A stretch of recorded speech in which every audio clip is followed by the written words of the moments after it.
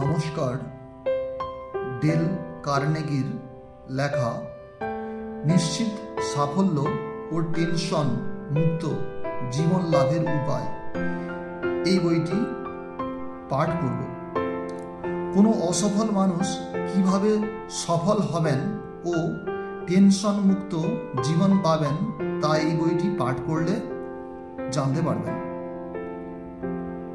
ছাত্র ছাত্রী, ব্যবসায়ী, হতাশাগ্রস্ত মানুষ জীবনে সফল হবেন কিভাবে তা এই বইটিতে লেখা আছে। আপনার বন্ধু, সন্তান বা কোনো হতাশাগ্রস্ত মানুষকে এই ভিডিওটি শেয়ার করুন।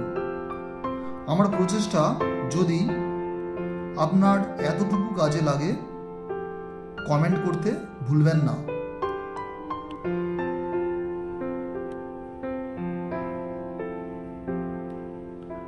পরাজয়কে জয়ে পরিণত করবেন কিভাবে? একখণ্ড হুইজ হু কিনুন পড়ুন বিখ্যাত ও সফল ব্যক্তিদের জীবনী ও আত্মজীবনী।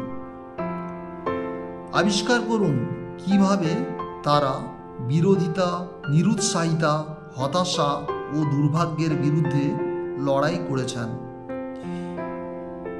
বিরোধিতা, কষ্ট ও ব্যর্থতার সম্মুখীন না হয়ে সাফল্য পাওয়া সম্ভব নয়, কিন্তু এতে হতাশ হলে চলবে না। এই ব্যর্থতা থেকে শিক্ষা নিয়ে সাফল্যের রাস্তাকে মসৃণ করে তুলুন। একজন ভালো ফুটবল কোচ প্রতিটি ম্যাচের শেষে সেই খেলার ভিডিও তার ফুটবলারদের দেখান, যাতে নিজেদের ভুল ত্রুটি শুধরে নিয়ে পরের ম্যাচটা তারা আরও ভালো খেলতে পারে। যে জিনিসটা কখনো করবেন না তা হলো নিজের ভুলের জন্য অন্যকে দোষ দেওয়া। আমরা নিজের জয়ের কথা ঢাক পিটিয়ে প্রচার করতে ভালোবাসি এবং একইভাবে নিজের পরাজয়ের সমস্ত দোষ অন্যের ঘাড়ে চাপাতে খুব পছন্দ করি।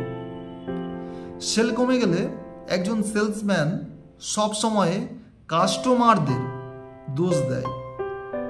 পরিবারে কোনো সমস্যা হলে স্বামী স্ত্রীকে এবং স্ত্রী স্বামীকে দোষ দিতে থাকে।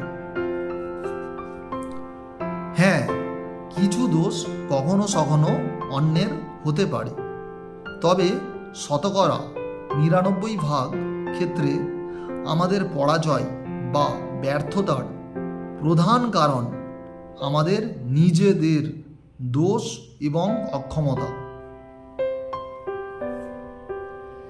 বিখ্যাত মার্কিন অপেরা গায়িকা ক্যাথারিন স্টিভেন্স রিডার্স ডাইজেস্টে এক সাক্ষাৎকারে বলেছেন, কেরিয়ারের প্রথম দিকে গগনচুম্বী ব্যর্থতাই সঙ্গী ছিল আমার। কোনো অপেরা হাউসই 1 মাসের বেশি আমাকে দলে রাখতে চাইতো না। এ হাউস থেকে সে হাউস করতে করতে হতাশ হয়ে পড়েছিলাম আমি। কিছুতেই বুঝতে পারছিলাম না লোকে কেন আমার গান পছন্দ করছে না, অথচ আমি তো, আমার তাই ধারণা ছিল খুব ভালোই গাই। শেষ পর্যন্ত আমার গুরুর শরণাপন্ন হলাম। তিনি আমাকে একটা গান শোনাতে বললেন। আমার সাম্প্রতিক একটা গান ওকে গেয়ে শোনানোর পরে উনি বললেন, ক্যাথি, অন্তরাতে তোমার গলা অনাবশ্যকভাবে বড় চড়া উঠছে। গোটা গানের মুডটা নষ্ট হয়ে যাচ্ছে। এছাড়া মুখরাটাও ঠিক হচ্ছে না। তুমি একটা কাজ করো, বাড়ি ফিরে এই গানটা নির্জনে একা একা অভ্যাস করো। দেখবে আরও ভুল বেরোবে, ছোটোখাটো দু একটা, যেটা তুমি নিজেই ঠিক করতে পারবে। তারপর 1 সপ্তাহ বাদে আমার কাছে আসবে। বাড়ি ফিরে তাই করলাম আমি। কি আশ্চর্য!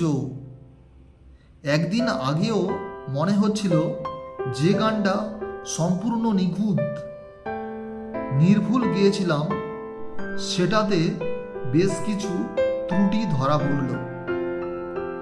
বারবার অনুশীলন করে সপ্তাহ শেষে যে গান আমার গলা দিয়ে বেরোলো, তার সঙ্গে 7 দিন আগে যে গান আমি গেয়েছি তার আকাশ পাতাল ফারাক। দৌড়ে গেলাম গুরুদেবের কাছে, শোনালাম তাকে আমার নতুন করে গাওয়া সেই গান। গুরুদেব অত্যন্ত খুশি হলেন। এবার গেলাম আবার সেই অপেরা হাউসে, বিনীতভাবে আর একটি বার সুযোগ দেওয়ার জন্য অনুরোধ করলাম, কিন্তু ওরা রাজি হলেন না।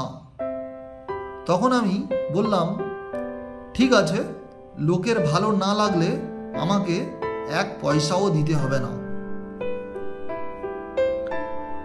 খানিকক্ষণ আলোচনা করার পর ওরা আমার আত্মবিশ্বাস দেখে রাজি হয়ে গেলেন।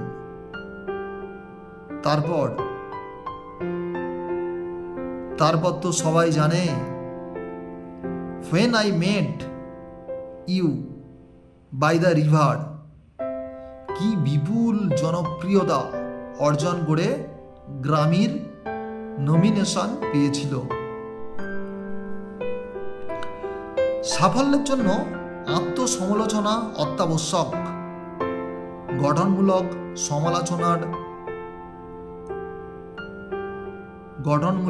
সমালোচনায় কাজের মান উন্নত হয়, দুর্বলতা দূর হয়, সংশোধিত হয় ভুল ত্রুটি, ফিরে আসে আত্মবিশ্বাস। এ প্রসঙ্গে একটা কথা অবশ্যই মনে রাখবেন, নিজের কোনো ভুল বা দোষ ত্রুটি খুঁজে পাবার পর কখনোই নিজেকে বলবেন না এজন্যই আমি ব্যর্থ হয়েছি। বরং বলবেন, এই ভুলটা শোধরাতে পারলেই আমি সফল হব। সবসময় পজিটিভ অ্যাঙ্গেল থেকে জীবনকে দেখবেন। এই দেখার বা দৃষ্টিভঙ্গির পার্থক্যই কিন্তু একজন মানুষের সাফল্য বা ব্যর্থতাকে নির্ধারিত করে। আত্মসমালোচনা করুন, কিন্তু সদর্থকভাবে। নিজের ত্রুটি খুঁজে পেলে কখনো হতাশ হয়ে পড়বেন না, বরং নিজেকে ধন্যবাদ দেবেন সাফল্যের পথের শেষ কাঁটাটিও সরে গেল বলে। কারণ এই ত্রুটিটুকু শুধরে নিতে পারলেই তো আপনাকে আর কেউ আটকে রাখতে পারবে না। ভেবে দেখুন, এইভাবে চিন্তা করলে কিন্তু আপনার আত্মবিশ্বাসও বেড়ে যাচ্ছে। সাফল্য পেতে গেলে যা অত্যন্ত দরকার। মার্কস বলেছিলেন, আমরা ভুল করি, তারপর সেই ভুলের নাম দিই অভিজ্ঞতা।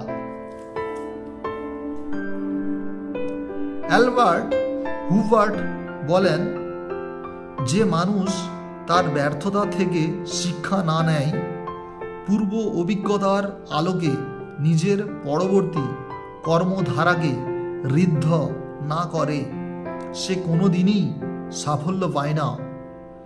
ব্যর্থতাই সারা জীবন সঙ্গী হয়ে থাকে তার।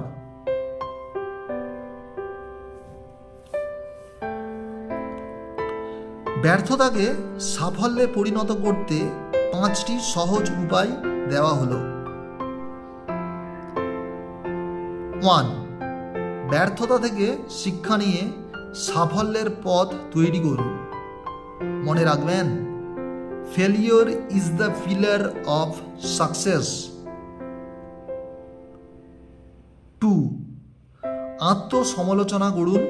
নিজের ত্রুটি ও দুর্বলতা খুঁজে বার করে সংশোধন করুন, যাতে পরের বার একই ধরনের ভুল না হয়। 3. ভাগ্যকে দোষ দেওয়া বন্ধ করুন। এতে আপনার ত্রুটি সংশোধনের পথ বন্ধ হবে এবং আপনার সাফল্য পাওয়ার আশাও সুদূর পরাহত হবে। 4. পরীক্ষা নিরীক্ষা করুন, এক্সপেরিমেন্ট করুন। কোথাও আটকে গেলে বসে না থেকে নতুন রাস্তার কথা চিন্তা করুন। মনে রাখবেন, জগতের সমস্ত বড় বড় লোকেরা কিন্তু ট্র্যাডিশনের বাইরে গিয়েই সফল হয়েছেন।